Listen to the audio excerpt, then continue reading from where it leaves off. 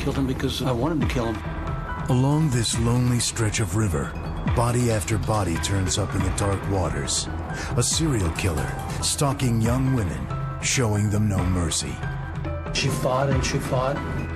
Over the years, he struck 48 times. For this dedicated detective, it would become the case of a lifetime. We only knew we had young girls and young women being killed at the prime of their life. But after clues along the river evaporate, he's told to give up. It's like the scene out of the movie where they tell the guy, stop working this case. But he couldn't, wouldn't. What would you have me do if it were your daughter on the list? For 2 decades, the killer remained on the loose. But finally, after so much death, this sheriff will come face to face with a man who murdered so many. Women had control over me, and I don't like being controlled. And confront a heart of darkness. I was more interested in killing than sex. The biggest serial murder case in U.S. history. For this sheriff, a personal mission. I am passionate about it, and I do have a personal relationship with the victims. A 20-year journey for justice along a river of death. John Larson with Chasing the Devil. Here is Stone Phillips. Good evening. It all started with one body found floating in a lonely stretch of river. It became a desperate hunt for the man believed to be the deadliest serial killer in U.S. history. Tonight, a story that stretched over 2 decades. There were dozens of victims, hundreds of shattered loved ones left behind, and one determined lawman. He had to be dedicated because along with vital clues came serious setbacks. Along with reasons for hope came orders to give up. One thing that's never wavered, his commitment to those he has only known in death. Here's John Larson.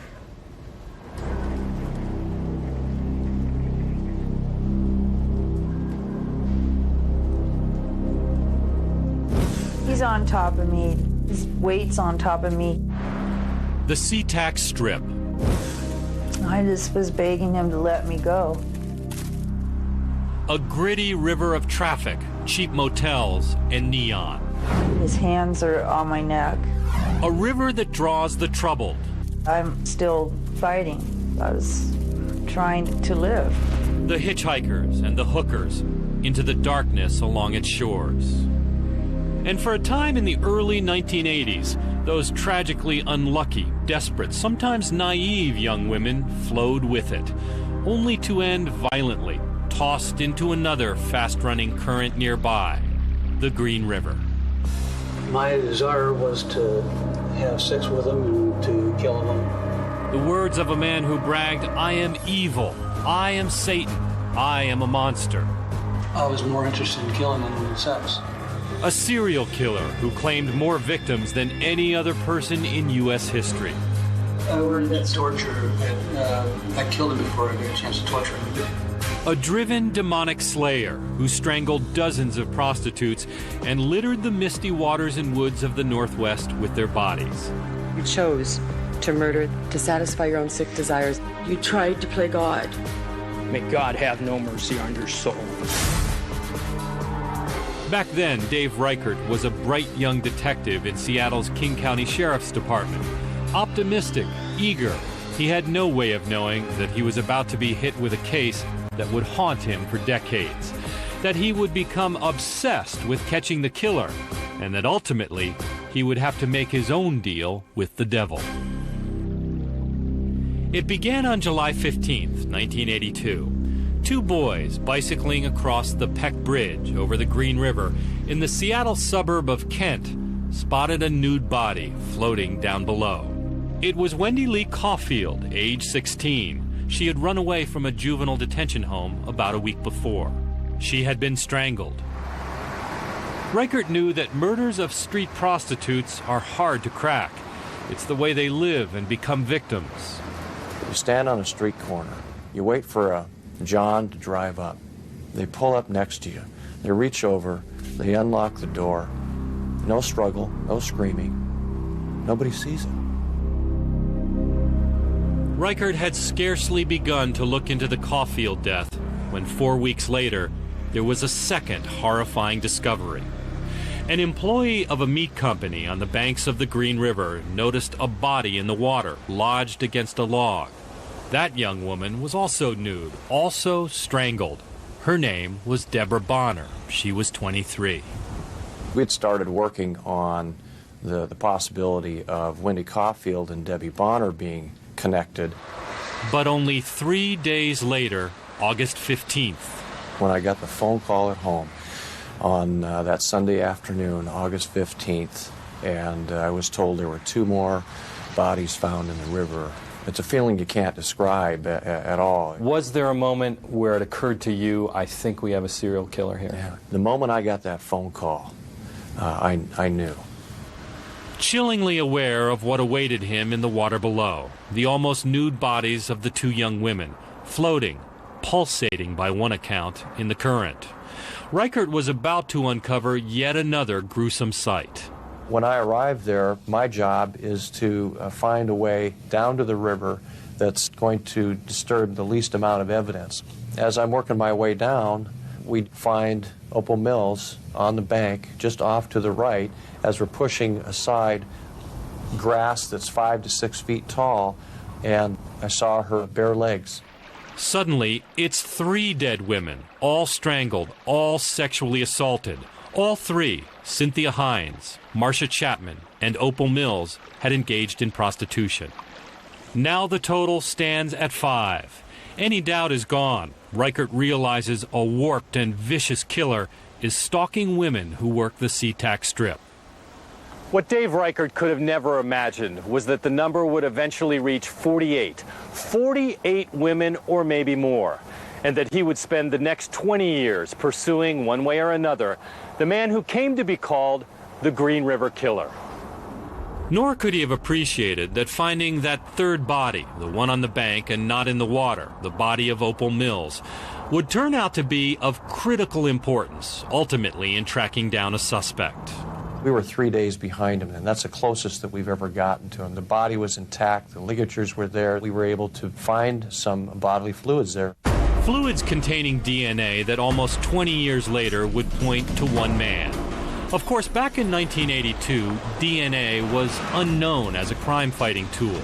Sheriff's investigators, desperate to find the killer, meticulously employed the methods they had at that time. Reichert had 20 detectives on the trail, but it soon went cold. And the community grew impatient, fearful, and angry.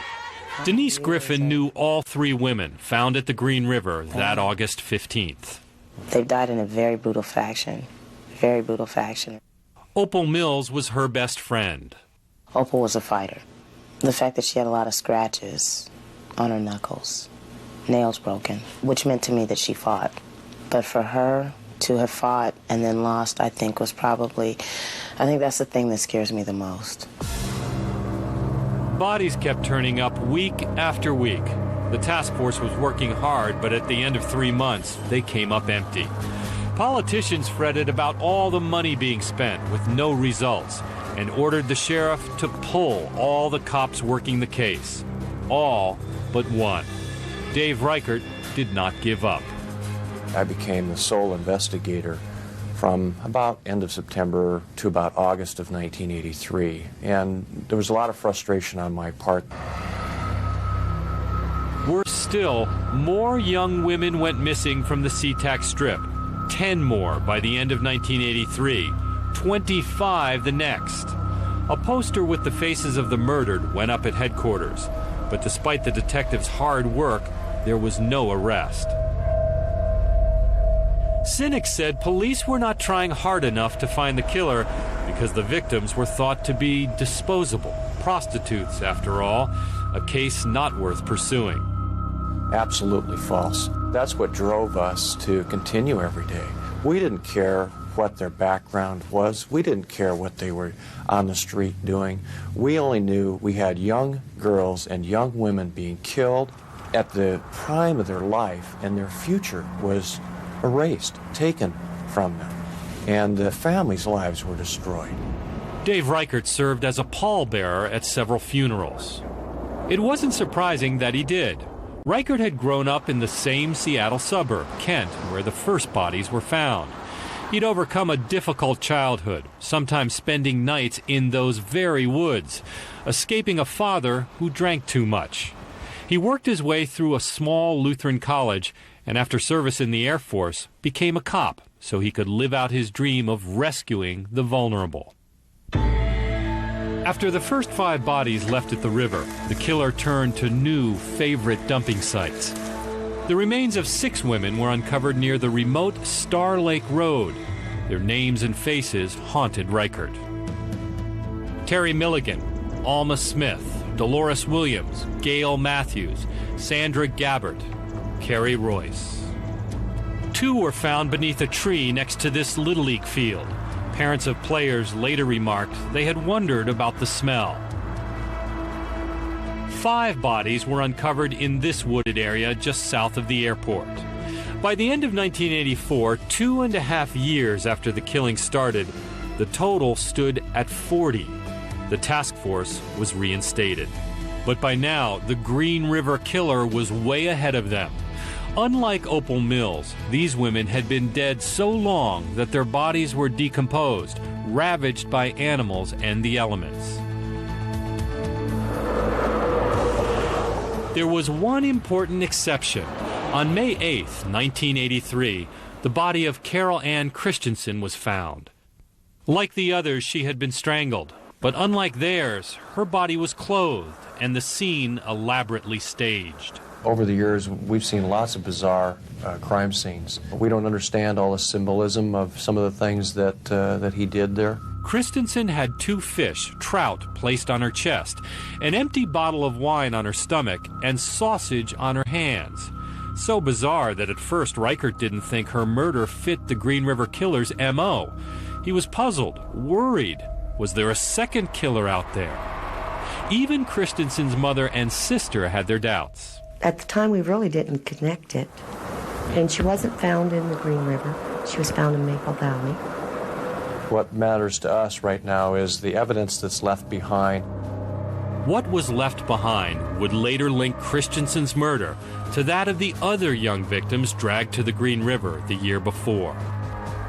There were suspects, of course. The FBI did a profile that was so general it could have fit half the young men in Seattle. What's more, the sketches the police were using were pretty much useless too.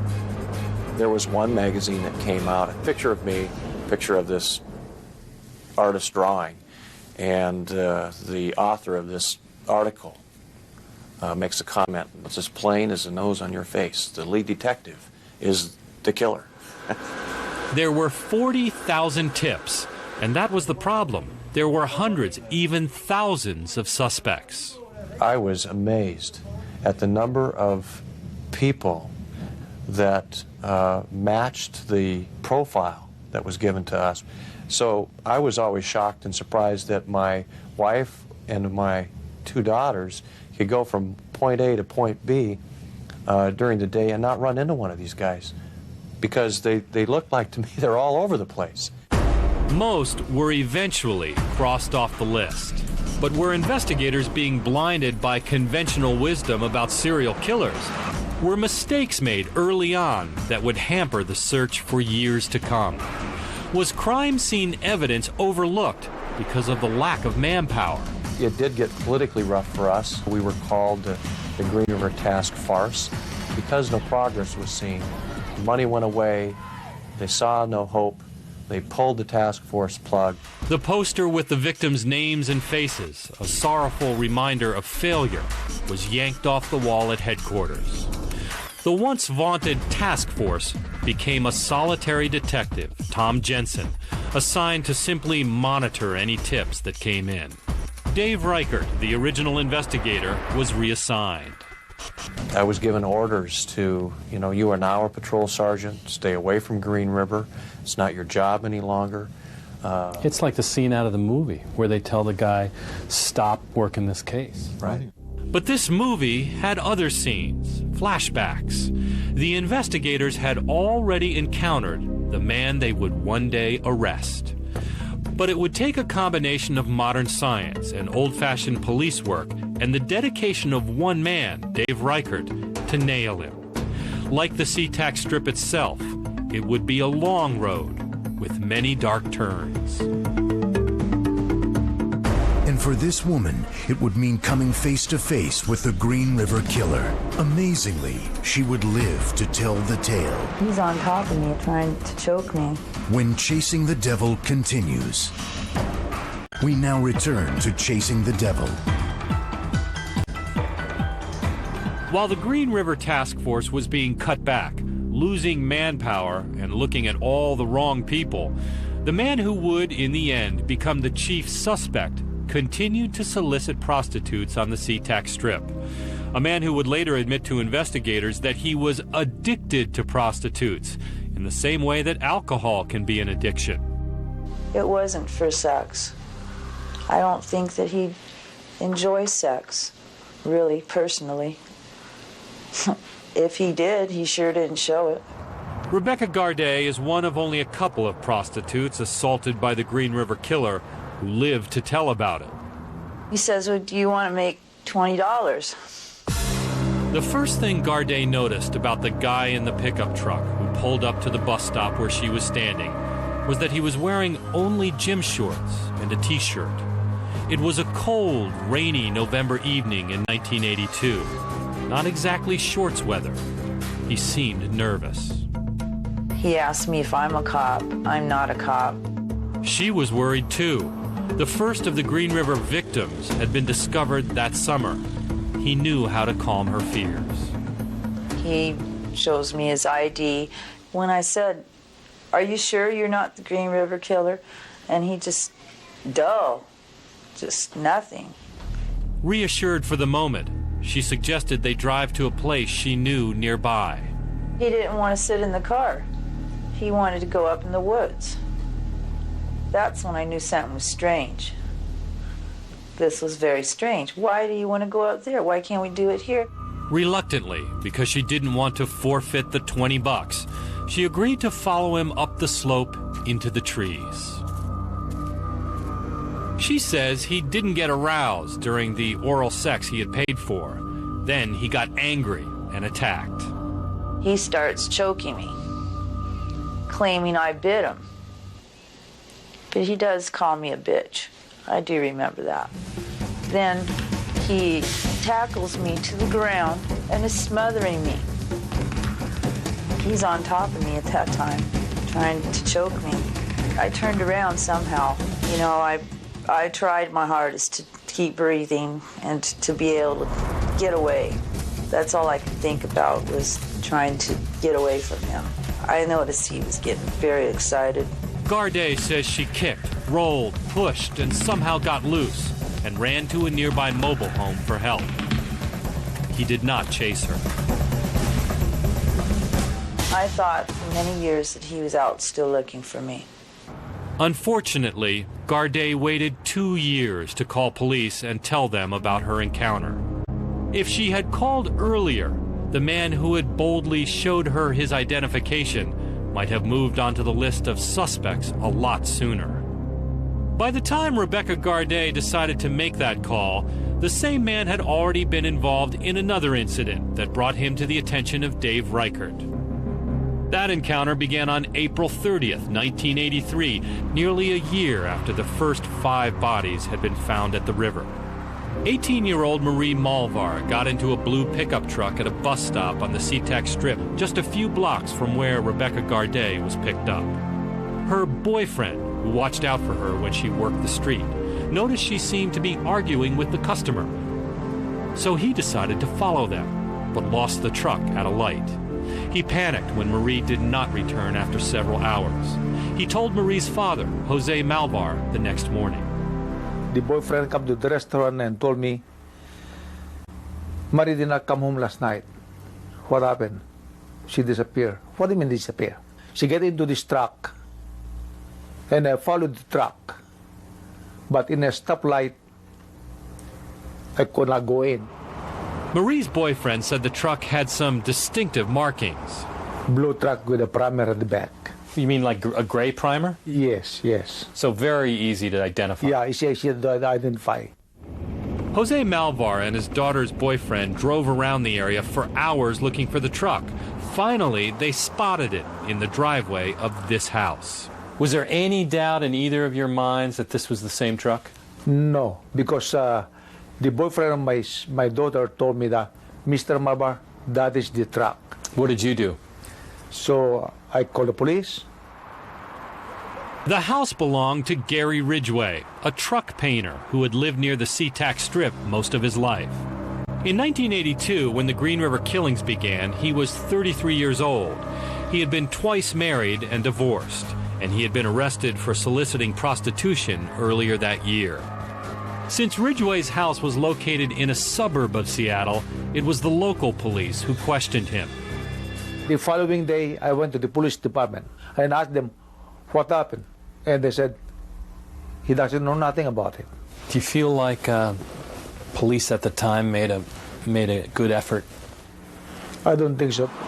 Malvar believes that by giving up too easily, police lost an opportunity to determine his daughter's fate. And you never heard a word from her again? No. Jose Malvar and Rebecca Garday weren't the only ones to tell the Green River Task Force about Gary Ridgway. In 1984 and again in '86, two other prostitutes told them they thought Ridgway was connected to the disappearance of two of their friends who were working the streets. But it took until 1987 before detectives launched an investigation.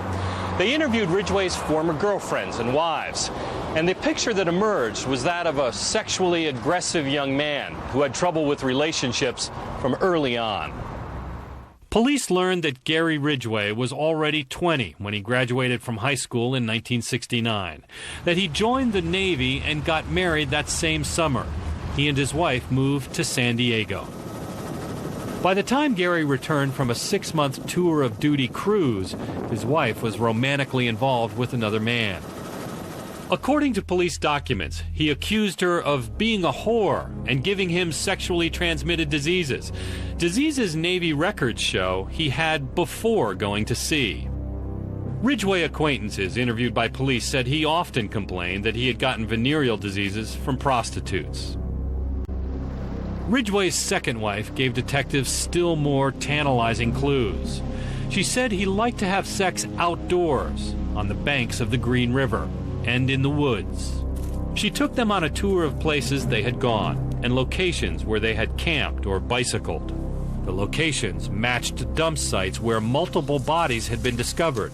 She also told officers that Ridgway had once come up behind her in their driveway and started choking her, that he had tied her up during sex, and that he had often come home late at night, wet and dirty.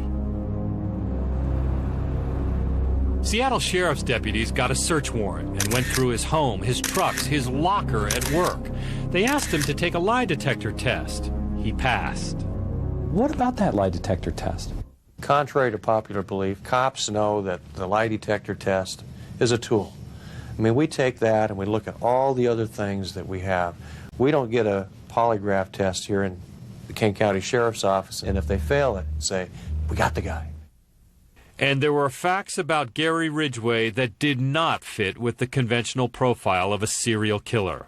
A profile that may have misled investigators from the beginning. For one thing, he was happily married, although it was his third marriage. What we were also told about serial killers is they can't keep a relationship with one woman. They can't hold down a job.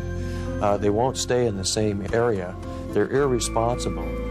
None of those things fit with Gary Ridgway. He's been working in the same place for over 30 years. He's been married to the same woman for 13 years. He has been in this community for 30-plus years. Even though they turned up nothing conclusive then, detectives decided to ask for a court order requiring Gary Ridgway to chew on a piece of gauze, to leave them a sample of his saliva, his DNA. It was just a tiny amount, but that was all they were legally allowed to get. Of course, back then, the science of DNA was in its infancy, so investigators simply stored it in the evidence freezer, along with what they had on other suspects. We got to a point where there was nothing else we could do.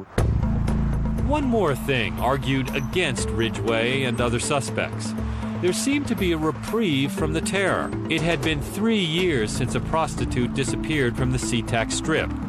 Had the Green River Killer disappeared too? The original profile said, this is a serial killer, he's going to keep killing, and all of a sudden the killings stop, or they appear to. Right. And so you guys logically assume the guy's either in jail, he's dead, or he's left. We never grabbed onto any one of these ideas and said, that's the end of this. If we did that, we wouldn't be where we are today. More than 10 years would pass, while the technology needed to solve the crime moved slowly forward. Then the Seattle Sheriff's Department got both the scientific breakthrough it had been hoping for and a new champion. Because even though he'd been ordered off the case back in 1990, Dave Reichert had made his mark in the department, commanding special operations and other high-profile areas. So when the county held an election for sheriff in 1996, he easily won, and he was back in pursuit of the Green River Killer.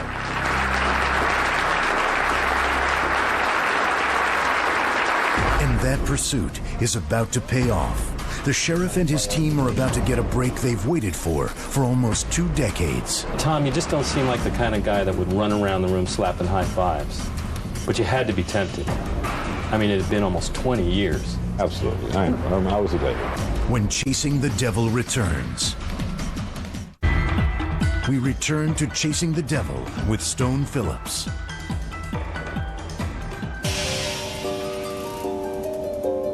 Flash forward to 2001. After 10 years of no new leads and no progress and no murders that looked like the work of the Green River Killer, this cold case was about to come out of the freezer. 2 things were about to make a difference in the search for a suspect. First, Dave Reichert was now the sheriff. Now he could set priorities. Even though you'd think it's the last thing a new guy would do, remind people of a failure, the murders still haunted him. What would you have me do if it were your daughter on the list? You would have me investigate that case until I tracked that person down? Reichert knew that Tom Jensen, the sole remaining detective from the original task force, left alone to babysit the case for more than a decade, had not wavered. Keep going. That's all you can do. Keep plugging away. DNA technology was much more sophisticated now, and Reichert and Jensen believed that something detectives had done about a decade before, collecting DNA from potential suspects, could be the key that unlocked the secret of the murderer's identity. Knowing that there wasn't that much sample left, hoping that when we went for it, there was going to be enough there to get what we needed. But now scientists had a way to make copies of the DNA. With this technique, you can just have a few cells. It's like a chemical photocopying process. Dr. Beverly Himmick is in charge of forensic testing at the Washington State Patrol Crime Lab. So she went to work on it, putting the DNA cells into what she calls a cocktail, then thermocycling, heating, and cooling it. In the final step, the DNA that had been copied was taken to a special room and placed in this machine. Then, holding her breath, Dr. Himmick watched to see what popped up on the screen. We can immediately see the profile that's been generated, and when we found DNA that was able to be copied up from the crime scenes and to generate profiles, there was a lot of excitement here in the room. I got a message from the lab saying, we need to talk to you right away. So I went down to the lab. And? They told me they matched it. It was a great moment. I know it was a great moment for him. It was something I know he's been waiting to hear for a long time. Tom Jensen is not an effusive kind of guy, so it's sometimes hard to know when he's having a great moment. Now, Tom, you just don't seem like the kind of guy that would run around the room slapping high fives. But you had to be tempted. I mean, it had been almost 20 years. Can you even smile about it? Sure. Oh, was that a smile? So you're pleased, to say the least. Absolutely. I was elated. The deadpan detective decided to play a little guessing game with his old pal, the sheriff. He came into my office and he says, there, Sheriff, there's the DNA profile on the Marcia Chapman evidence, and flips over the next piece of paper, and here's the DNA profile on the Opal Mills evidence, and then he flips over the last piece of paper and he says, and here's the DNA profile on our suspect. And they all matched. And he didn't give me the name right away, of course. So that was it? Here. Oh, by the way? Yes. I think we may have just broken the biggest case in U.S. history like this. Well, I did jump up out of the chair. I had his picture in an envelope. It was going to be like Karnak. Karnak, right. But he guessed it right away. The picture was that of Gary Ridgway. They arrested Ridgway on November 30th as he was ending his shift at the Renton truck factory where he had worked for 30 years. I wanted to be there the day that he was arrested. The personal desire to be there was certainly very strong, but the professional side said, you know, you can't do that. And so I sat in the office and listened to the arrest over the police radio. Reichard was annoyed by Ridgway's nonchalance, his knowing calm when he was taken into custody. Our detectives drive up in an unmarked SUV, get out of the vehicle, walk up to Ridgway and say, "We're King County Sheriff's deputies. You're under arrest for the murder of 4 women." And his response is, "Okay," and gets in the car.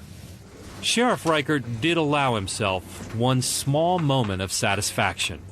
I couldn't resist at least standing in the hallway as he was taken from the Regional Justice Center to the King County Jail.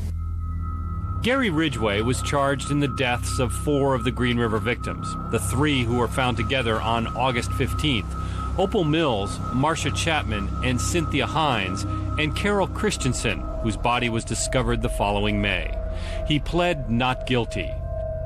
Matching Gary Ridgway's DNA with the evidence left in the bodies of the murder victims was only the beginning of the next phase of the Green River investigation. Many questions still needed to be answered. Reichard hoped to link him to other victims on the list. I think we're going to find that he's responsible for some other cases after the mid-1980s. I'm looking forward this morning to hear more about where you are and the progress of the investigation. But what if the DNA was not enough? What if after years of pursuit, just when he finally got his man, he could not make the charges stick? Ridgway's defense lawyer was already attacking the core of the case. It proves he was a customer, not a killer. Assuming that they can show it was Mr. Ridgway's DNA, and we're not conceding that for a minute, they're not going to show that he was the last customer. Reichard was determined to do whatever he could to put Gary Ridgway away for good. He launched a full-bore investigation. But would they be able to prove their case against Gary Ridgway beyond a reasonable doubt? Was the DNA evidence found on the murdered prostitutes conclusive? It proves he was a customer, not a killer. When Chasing the Devil continues. We continue with Chasing the Devil. Dave Reichard realized that matching Gary Ridgway's DNA with that found in the dead prostitutes was not necessarily a slam-dunk case. Ridgway readily admitted he patronized prostitutes with an addictive fervor. Gary Ridgway, even up until the time he was arrested, enjoyed the excitement of hunting for prostitutes. He enjoyed the control that it gave him when he got one in his car. And whatever he did afterwards, this was all about Gary Ridgway's pleasure. In fact, only weeks before he was charged in the Green River murders, he was picked up once again by the Vice Squad for soliciting prostitution. And Ridgway's chief defense attorney, Tony Savage, used that fact, arguing that his client patronized hundreds of prostitutes, even prostitutes who later turned up dead, and that it proved nothing. It proves he was a customer, not a killer. I mean, you don't commit prostitution by waving at somebody from 50 yards away. It's a full contact proposition. So by definition, there's DNA evidence. Well, from the male point of view, that's the object, is to leave some DNA behind. Assuming that they can show it was Mr. Ridgway's DNA, and we're not conceding that for a minute, they're not going to show that he was the last customer. Savage said the defense would contest the DNA evidence itself as well. And you don't have to go back any further than California versus O.J. Simpson to understand that DNA can be mishandled, it can disintegrate, it can be tainted, It can be flawed. This is one of our first kind of official meetings in our new facility. Sheriff Reichert's team of new detectives and some veterans was charged with picking through all the hundreds of thousands of pieces of evidence that had been stored to look for items from crime scenes that could be checked for Ridgway's DNA. Evidence that might prove Ridgway was more than just a customer, that he was indeed a killer. Reichert worried that if something were missed back then, when there were only a few overworked investigators, there was little chance it would be found 20 years later. But hoping against hope, they revisited crime scenes even though they'd changed dramatically. The river's a lot lower. Obviously, the grass is probably higher, much higher, actually. We'd be wading through arm-high grass. At least. Task Force Detective Katie Larson says, surprisingly, this small section of the Green River, where the killer dragged his first 5 victims down to the water, is much the same, although the area around it has been developed. You know what seems odd is that the killer would have had to go to so much work to put a body here. I mean, I don't know if the TV audience can see it, but this is a real cliff here. Another site where 6 bodies were discarded was near a well-traveled road that now runs through a subdivision. This is not a secluded area. I mean, obviously there was less building back then, but you figure it's just off this road. Yeah, if you park here and walk off a couple hundred feet, maybe a little bit further than that, and that's where we started recovering all the bodies. And the dump near the ball field is surrounded by buildings, though the trees still stand. You know, this is kind of a wilderness area. We're still only a few hundred yards off the strip. Absolutely, yeah. It's close, and this is a place that a lot of the women that worked on the highway for purposes of prostitution would bring their johns back here. In addition to looking for physical evidence, investigators interviewed people they did not question back in the 80s. Friends, neighbors, co-workers who helped paint a portrait of their main suspect. With him, it was more recognition of, yeah, I guess it's possible he could do those things. Bruce Rivard grew up next door to Gary Ridgway's family. His sister married Ridgway's older brother. He hung out with Ridgway's younger brother. Rivard says on the surface, the Ridgways seemed like a normal middle-class family. Gary's father was a bus driver, his mother a saleswoman at JCPenney's. But Rivard recalls a dark side. There didn't seem to be any love in that family. It was very strict and structured, and any disobedience resulted in, seemed to me, very harsh punishment. And there was talk, says Rivard, of trouble in high school, the attempted rape of a girl hushed up. He abused girls in high school, and once the word got out, girls were afraid of him. They wouldn't date him because of that. He had a reputation. Martha Parkhill worked next to Ridgway at the Kenworth truck plant for 10 years. She says she felt intimidated too. He would come up behind me and, like rub my shoulders. Put his hands on you? Yes. I just felt uncomfortable around him. Parkhill says everybody at work knew he'd been questioned about the Green River murders back in the 1980s. When I first started there, that was the first thing people pointed out to me was Gary Ridgway and tell me his nickname, Green River Gary. But Ridgway had an explanation for that. He told his co-workers it was all a misunderstanding. He has claimed when he was picked up, he wasn't down there actually trying to get prostitutes. He was trying to preach to them and help them stop being a prostitute. All this information about his life was useful, but it was not evidence. The new work was excruciatingly detailed, building a case that would hold up in court. But it was just another battle in Dave Reichert's 20-year personal crusade. I am passionate about it, and I do have a personal relationship with the victims. Families and friends of the dead women were looking forward to the trial of Gary Ridgway, hoping for answers to questions that had haunted them for 20 years. I want to know a reason. Why? I want a reason. Why do you take somebody else's life? Right? I mean, a mother, somebody's sister, daughter. You don't go out and just pick them up off the street just to kill them. But as investigators and prosecutors prepared for trial, there was an unexpected development, a twist in the case. It would change everything. And it would allow detectives to finally get Gary Ridgway right where they wanted him. But could they get this killer to crack? The investigators are very creative thinkers, and it was a plan that I immediately approved of. When Chasing the Devil continues.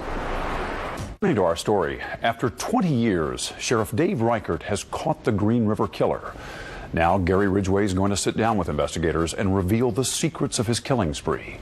For the past hour, you've seen the evidence of his brutal crimes. Now something just as horrifying, a look inside the mind of the man who committed them. Once again, John Larson. State of Washington versus Ridgway. Prosecutors were determined to seek the death penalty, and the people of Seattle were with them. But they also knew that a trial involving multiple murders from 20 years ago would go on for months, and the county was paying for the defense as well. It would cost tens of millions of dollars. Some worried it could bankrupt local government, and a few family members dreaded the prospect of reliving the horror of a loved one's death. Meanwhile, task force investigators were working hard building their case, evidence that they had the right guy. Within months, they were able to confirm that paint flecks found on the bodies of other victims matched paint Gary Ridgway used in his job at Kenworth. They filed 3 new murder charges, bringing the total to 7. With that, the defense, confident about challenging 20-year-old DNA, blinked. Lead attorney Tony Savage knew he had to change tactics. Now, what happened to the defense attorney I talked to months ago who sat there and said, that DNA evidence, it can be questioned. They were, after all, prostitutes. He was with them. I can challenge all of this. That's right. And I could have. And I would have. But the problem came when there was paint evidence that could be traced to Gary's place of employment. Well, now you get Gary's DNA, and you get the paint. It's a little bit difficult, I think, to sell to any reasonable person the idea that this is all a big coincidence. When the 3 new murder charges were filed in March of 2003, it fell to another member of the defense, Michelle Shaw, to broach the subject of changing his plea with Ridgway. She met with Ridgway's brother, wife, and son. The next day, she went to see him. I told him his family loved him and they didn't want him to die. And I asked him if he wanted to live, and he said yes. And then he just broke down and started sobbing. Did you know where this was going? Yes. It's been over 20 years, and he's never confessed this crime or any of these crimes to anyone. Was there a moment where he actually said, I did these things? My recollection is that he said, I want to cooperate. I want to cooperate. I want to live. I want to do whatever I can. Here's the deal Ridgway was offering. He would plead guilty, not just to the 7 murders he was currently charged with, but to all the murders. He would lead detectives to the places where he had tossed the bodies of young women missing for decades that had never been recovered. He would tell families and investigators how and why he had killed again and again, and how he had eluded police for years. And in exchange, he would escape the death penalty. It was a deal no one agreed to at first. King County prosecutor Norm Mailing was completely opposed. This office does not plea bargain with the death penalty. Original list. Sheriff Reichert looked at it another way. If Ridgway were to be convicted of just 7 murders and get the death penalty, Ridgway would never have to tell what happened to all the other missing women. When we arrested him, we wanted answers. The investigators have always wanted to know why. The families have always wanted to know why. At first, Reichert worried about a plea bargain. He was concerned that Ridgway wouldn't come clean, wouldn't provide the answers they wanted. On the other hand, Reichert says he knew Ridgway was not acting out of concern for the investigators or the victims. He wanted to live. I mean, this was always about him. This marriage, you solemnly swear to tell the truth, the whole truth, and nothing but the truth, so help you God. I do. So ultimately, the deal was struck. Ridgway signed the agreement. So I would sign here and here. Are you pleased with the decision not to go for the death penalty? Yes. You are? Yes. Not everyone agrees with this decision, but the opportunity to bring some sort of finality to 48 families versus 7 was just overwhelming. And so began one of the most bizarre chapters in criminal justice. Gary Ridgway was taken out of jail and sequestered with the detectives detailing his crimes here at Task Force headquarters. The investigators are very creative thinkers, and it was a plan that I immediately approved of. For 106 days, he was grilled and prodded, berated and coaxed. He was taken on field trips to the scenes of his crimes, and every word of his confessions and recollections was videotaped. What he would reveal was even more horrifying than anyone knew. But would Reichert get the whole truth? Would it be worth sparing Gary Ridgway's life? What you're about to see rivals any true crime story you've ever seen or could ever imagine. Investigators are about to shine a bright light into the mind of the man considered the nation's deadliest serial killer and learn how cunning he could be when choosing his victims. She's a prostitute, not worth anything. Nobody looked for her. When Chasing the Devil returns. Chasing the Devil continues. You're a loser, you're a coward, you're nobody, you're an animal. Mr. Ridgway, I want you to look me in the face. Families of Gary Ridgway's victims would get to confront him, but they would have to wait, while police conducted a videotaped interrogation that laid bare the mind of a monster. I killed her because I wanted to. Why did you have the urge in the first place? The hate, wanted to get even with him. What? Because she's a prostitute, not worth anything. Nobody looked for her. Why'd you hate him so much? Why did I hate him? Because women had control over me, and I don't like being controlled. I had control when I killed the women. I got my rage out for the time. Could we walk down there? That tree looked familiar. Down here? And there's... A team of detectives and psychologists, led by Tom Jensen, who had stayed on the case all those years, began their intense interrogation of Gary Ridgway in June of 2003, fittingly on Friday the 13th. Even though under the terms of his plea agreement he was obligated to tell the truth, getting the truth from a killer who had lied for 20 years wasn't easy. He's not only a psychopath, but he's a pathological liar. And so in the months of investigation and interrogation, we had to weed out the lies and find the truth. I lied to you a lot of times. I admit. I had a lie in my head, and it just kept on coming out, During the questioning, Ridgway alternated between rage and feigned contrition, between pride in what he called his career of killing and stonewalling, pretending he didn't remember the details of his crimes. But he wasn't a very big guy, only 151 pounds, and he admitted that in the beginning he had to figure out the best way to kill. The first one was the hardest one, and it's just to learn. I fought all over with him close to bed like this, and then I wrapped my legs around him so he wouldn't twist. These are all the things you've learned over time. Over the time that killed me, yes. One of them at one time turned around and I was choking her until she died. That one was 16-year-old Wendy Caulfield, the first victim found in the Green River on July 15, 1982. Ridgway claimed not to recognize the faces of his victims, didn't know their names. In fact, he never wanted to know. I learned a lesson in that one, never to kill from the front. I just didn't like looking in the face and the pain they were having in their face. The 16-year-old girl she's looking in your face. It's not the way you want it. No, it isn't. The way she was looking at me and begging for life. I wanted the back of the head because I couldn't see their face.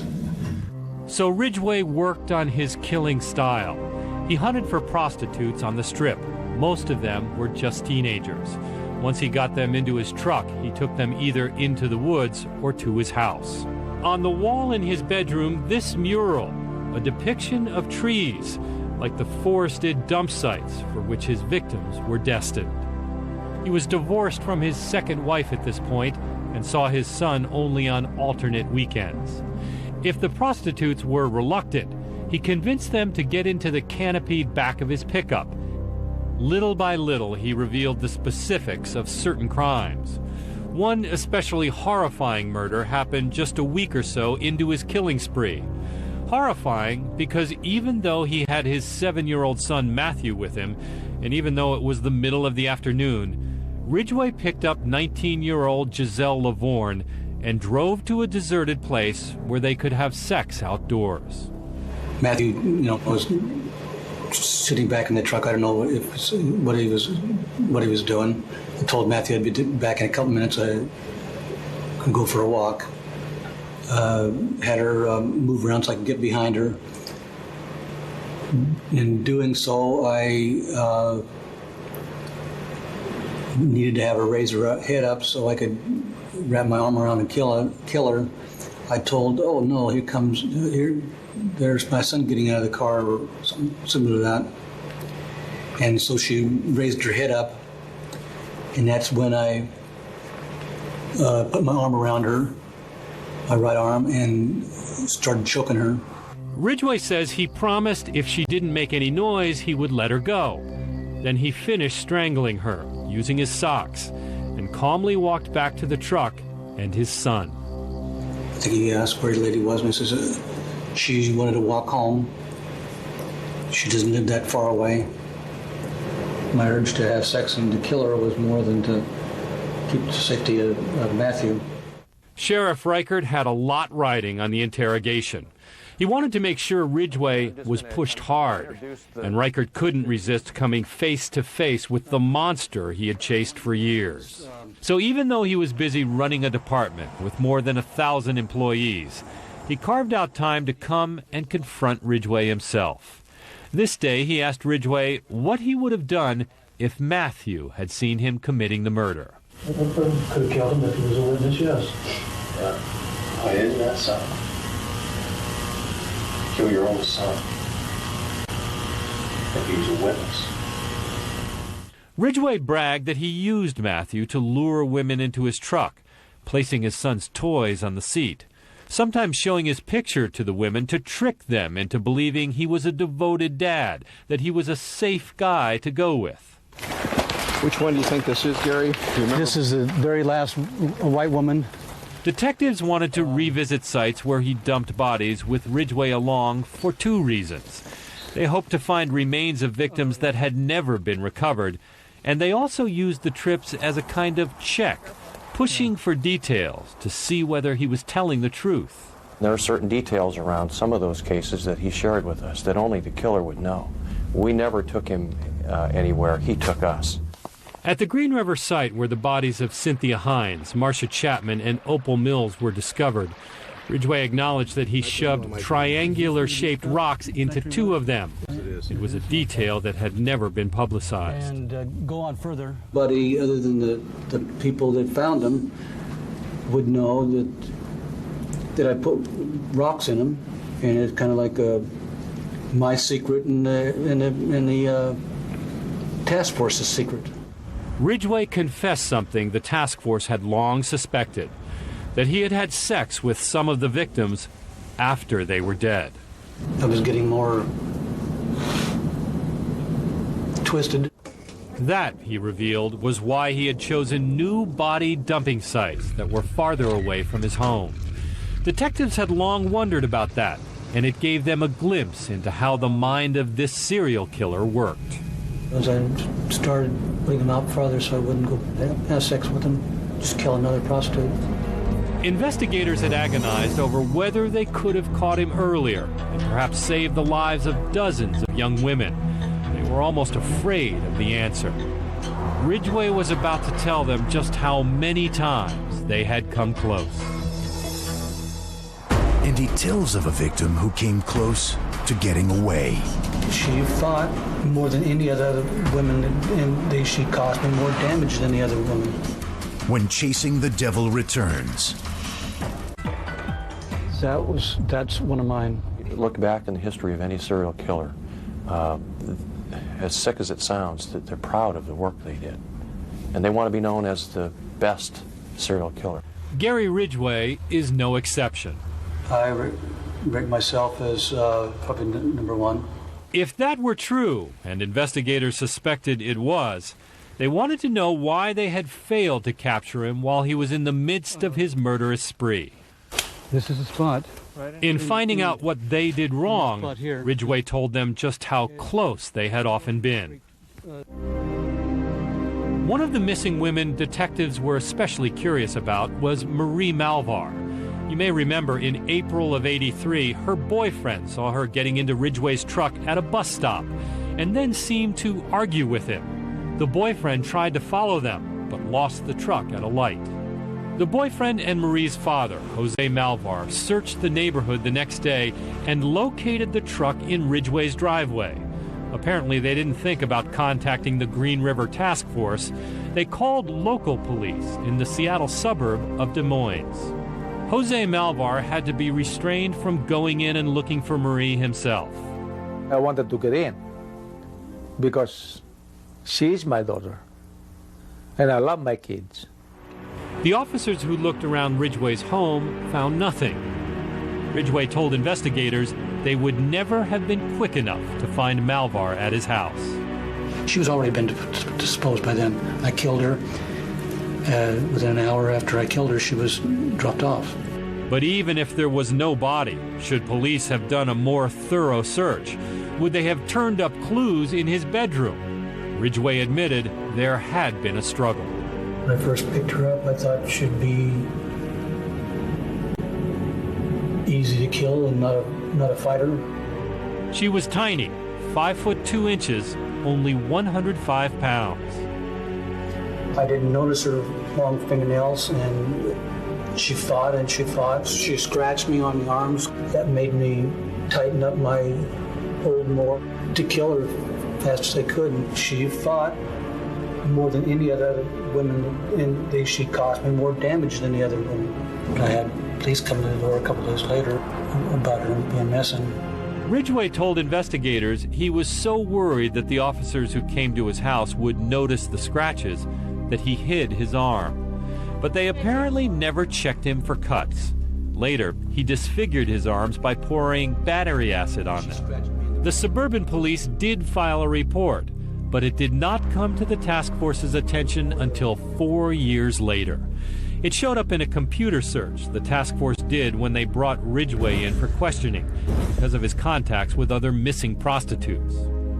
Sheriff Reichert says if they had the information sooner, it might have made a difference.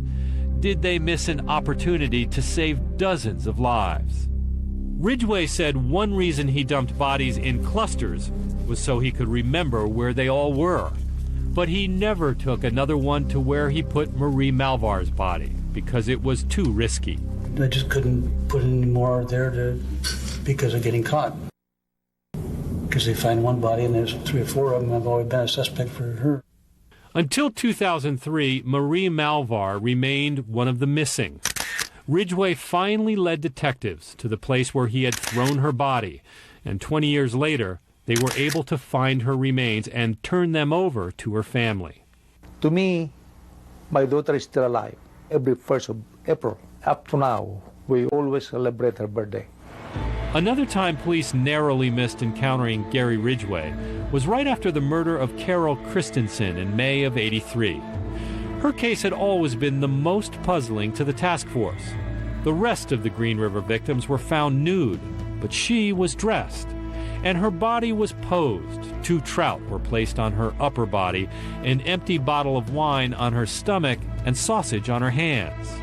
At the time, investigators wondered whether this could be religious symbolism, wondered why the killer had carefully chosen these items, wondered what he was trying to communicate.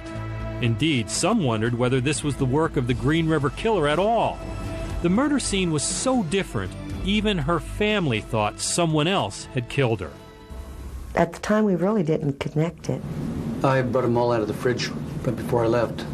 When he started to talk, Gary Ridgway demystified the whole scene in a hurry.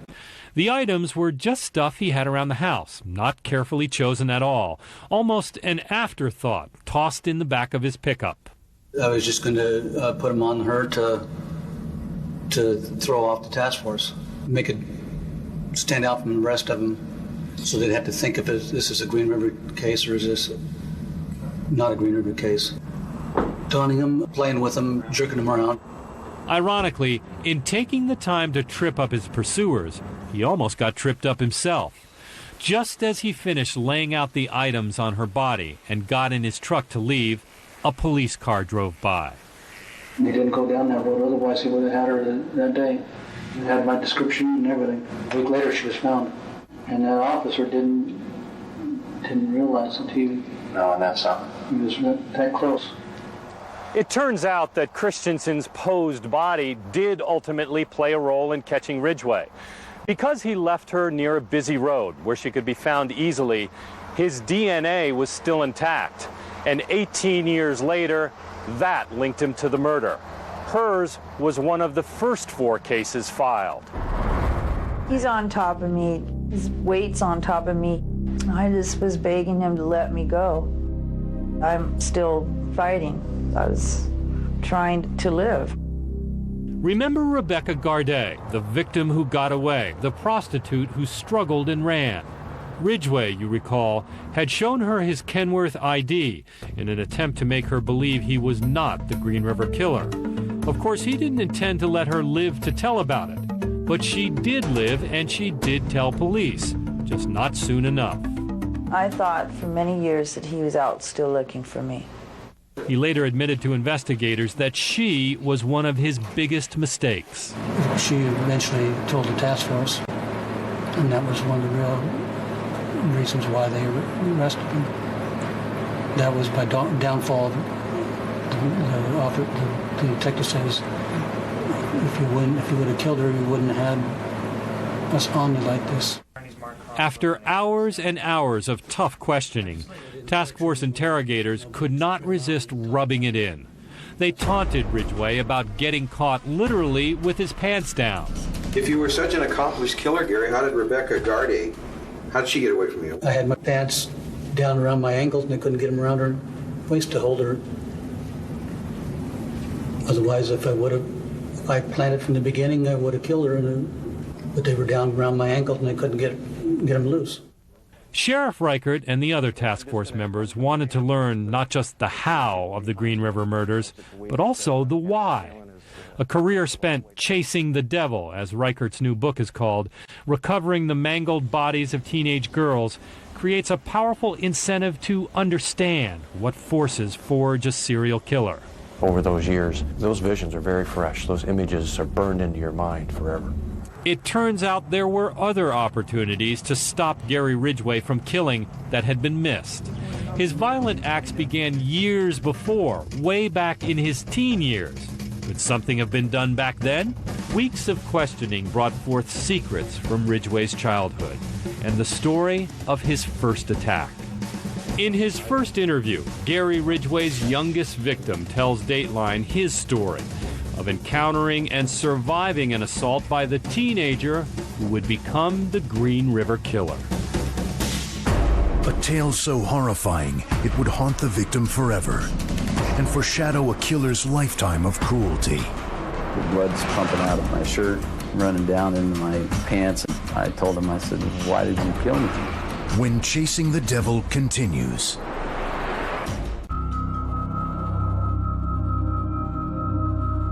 I was more interested in killing than in sex.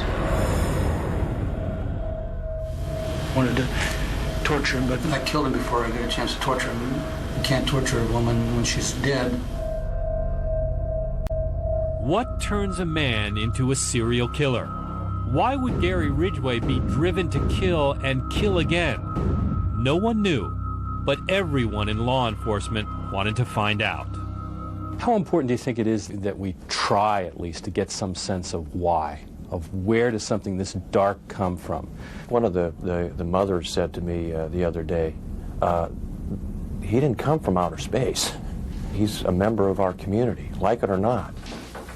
So once Ridgway signed the plea bargain, agreeing to tell all, psychologists who work with law enforcement and profilers from the FBI spent weeks questioning him about his childhood, searching for the key, the definitive experience that brought forth the killer within. They were hoping to learn something that might be useful when tracking murderers in the future, because the profiles of the Green River Killer generated during the search in the 80s were either wrong or too general to be useful. Ridgway described himself as slow in school, held back 2 grades. People around where I lived, they knew I wasn't that bright. A kid so dense, he needed his older brother to help him find his way home. He said he never learned to read well, and he was still wetting the bed when he was 13 or 14. He told the FBI psychologist that really upset his mother. What would your mother say to you? What were her words to you? Why are you doing this to me? Or only babies wet the bed, I think what she said sometimes. But by age 14, something a lot deeper than his mother's exasperation with his bedwetting was driving Gary Ridgway. He was already honing his killer impulses. Pushed by psychologists to talk about early violence, he confessed this episode. It was down on the corner of Chinook and 188. The boy was playing up there. How long have you known this boy?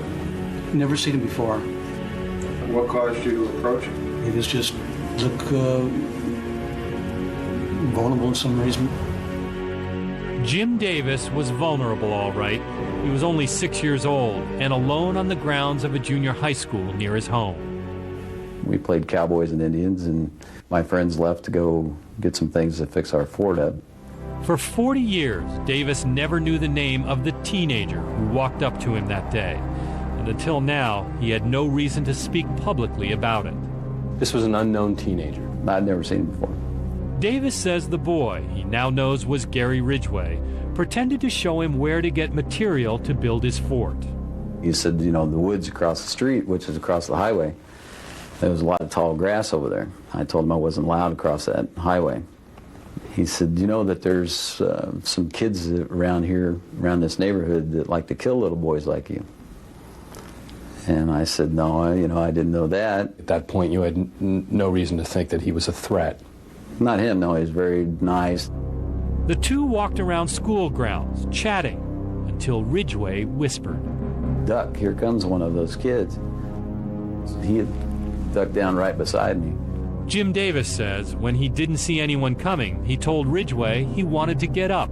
I rolled over from my stomach onto my side facing him. He already had the knife out, and he just put it through my liver. The blood's pumping out of my shirt, running down into my pants and down into my boot. And I told him, I said, "Why did you kill me?" And he said, I always wanted to know what it felt like to kill somebody. And he took his knife and he wiped it off on my left shoulder. Wiped it on your shirt? Wiped it off on my shoulder, both sides of the blade.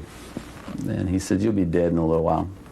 When he turned to you and said, "I just wanted to see what it was like to kill somebody," what was in his eyes? What was in his face? He seemed to be real happy. Pleased with himself? Pleased, yes. That's a good way to put it. Here's how Gary Ridgway remembered it. It was just a spur of the moment. It wasn't planned. He was in the wrong place at the wrong time.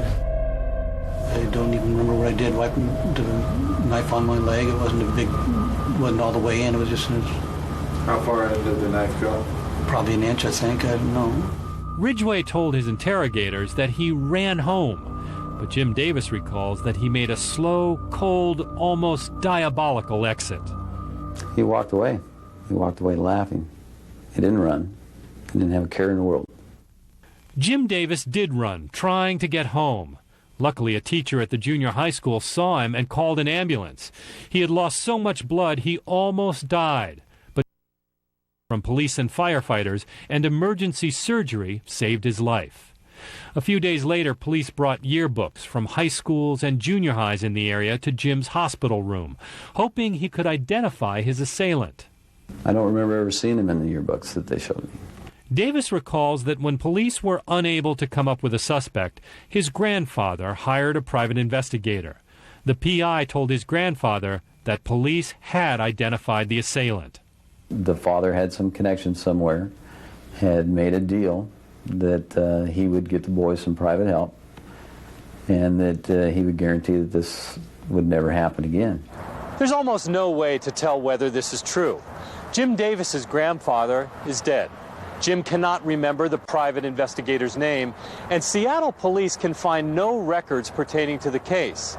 But one thing is for certain. Gary Ridgway was never arrested or punished for the attempted murder, and he told his questioners that if he had been, it might have changed things. Could you have been stopped any point along the way? Do you ever ask yourself that? Maybe getting counseling or go to jail could have stopped me.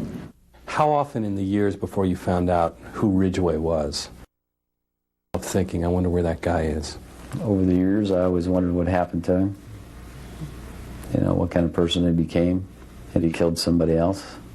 I don't believe that he stopped after he tried to kill me and then just started 20 years later to kill prostitutes. I believe that he killed people in all those years in between. Police and psychologists believe that too. But in the hundreds of hours they spent interviewing Gary Ridgway, trying to get him to come clean, a process that generated more than 8,500 pages of transcripts, they were never able to get any definitive information about murders during those years. They did learn that Gary Ridgway's rage against women was so all-consuming that he wanted to kill his mother and all 3 of his wives. What stopped him? The answer to that. And then, the sheriff himself faces down the man he hunted for 20 years. One-on-one, he'll stare him down. But can he get the truth out of the Green River Killer? When Chasing the Devil returns.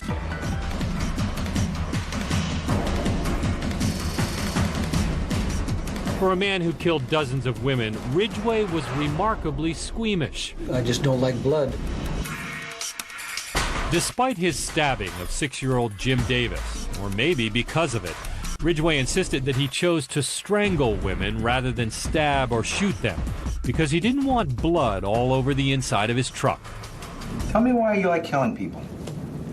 Just hated women. During the months of questioning by detectives and psychologists, Ridgway confessed that the rage which ultimately drove him to murder dozens of prostitutes was first directed at the women in his life. Profilers, eager to understand how to spot serial killers, tried to get specifics.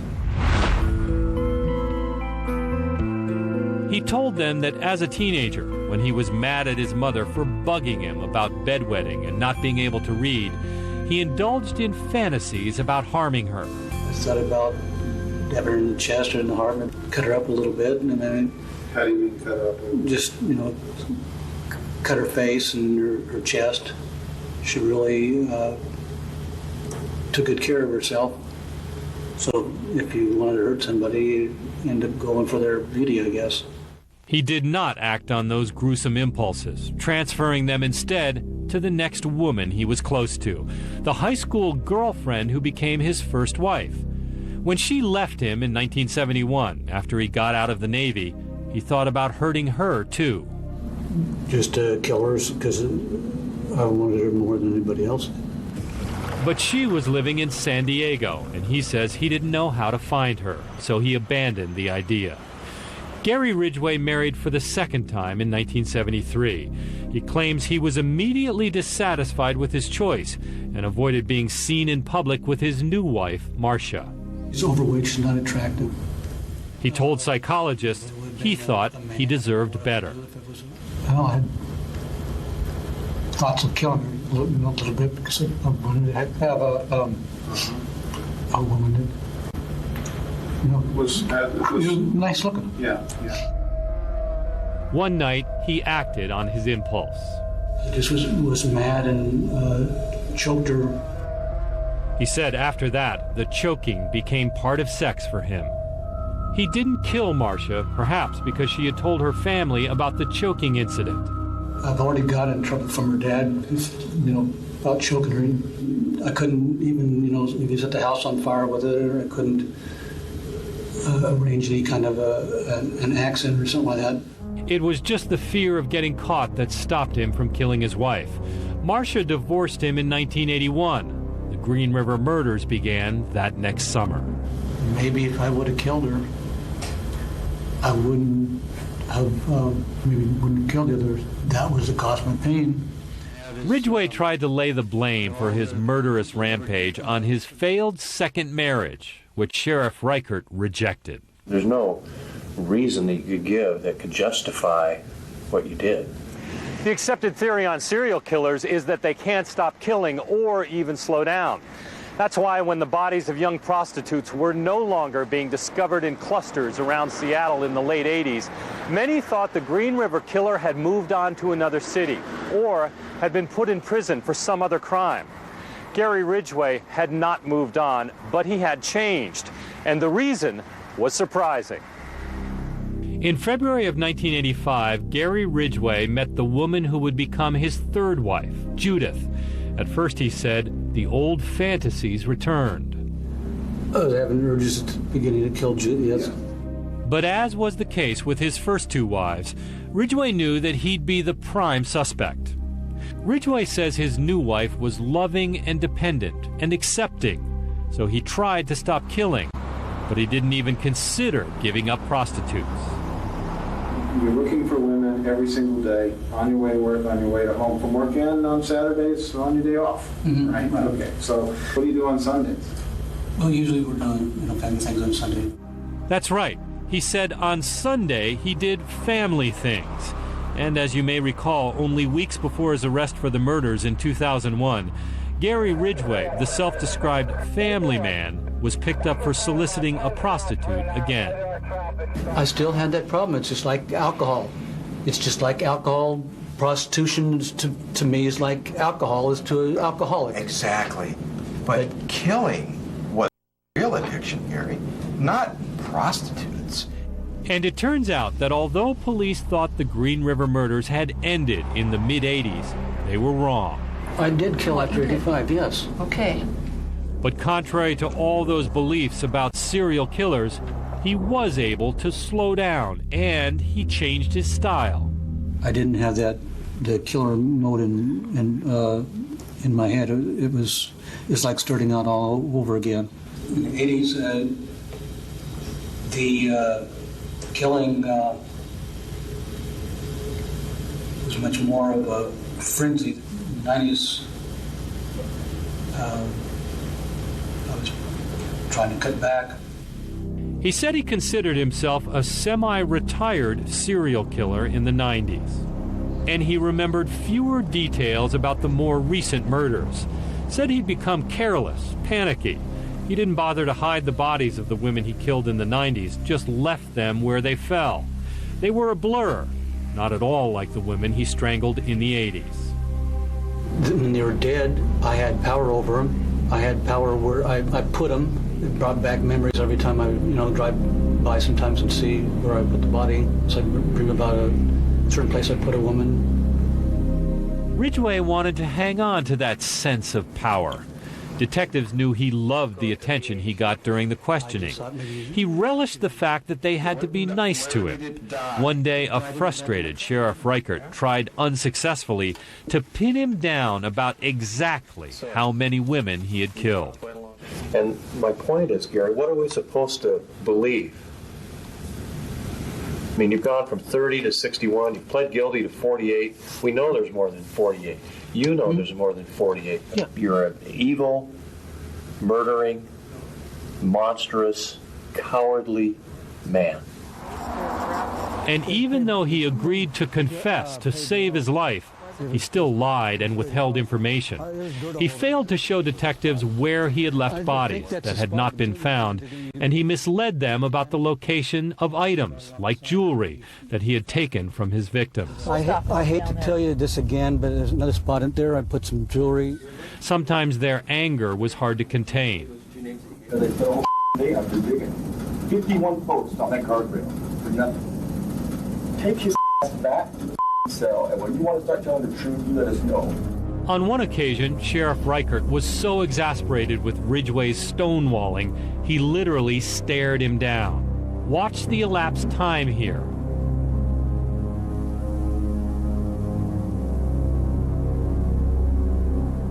More than 5 minutes pass, but staring was the worst they could do. In the interrogation of this guy, could you threaten him? No, In the end, the detectives knew they hadn't plumbed the depths of the horror that Gary Ridgway wrought. Although they used every ploy at their disposal, they believe he did not level with them about how many murders he committed or when he started. And they never really came to understand what had triggered his rage in the first place. Nonetheless, they felt their plea bargain with the devil had been worth it.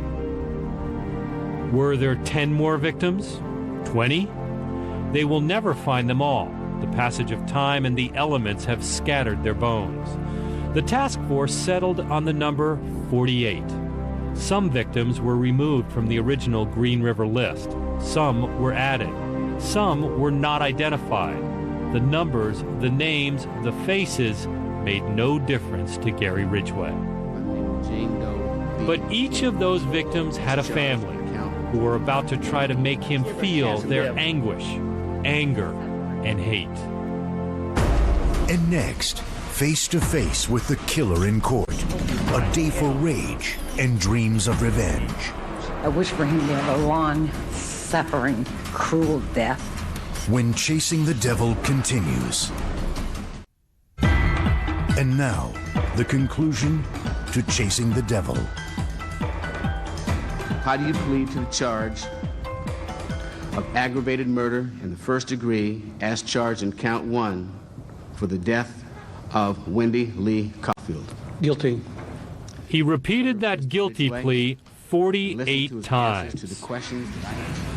Families of the victims got their day in court several weeks later, on December 18, 2003, when Ridgway was sentenced. Some exploded, releasing 20 years' worth of anger. Tim Meehan, brother of Mary Bridget Meehan, who was 8 months pregnant when she was murdered. I can only hope that someday someone gets the opportunity to choke you unconscious 48 times. So you can live through the horror that you put our daughters, our sisters, our mothers through, that they choke you till you're dead and stand on your throat. Vicki Ware, the sister of Kelly Ware, whose body was dumped near the airport in July of '83. He's an animal. I don't wish for him to die. I wish for him to have a long, suffering, cruel death. Hopefully terminal cancer. I know he feels no remorse. The brother of Marie Malvar, the woman who fought the hardest to live. I hope you rot in hell, son of a bitch. Others, like Kathy Mills, the mother of one of the first teenagers left by the Green River, expressed a need to put an end to her anguish. I forgive you. You can't hold me anymore.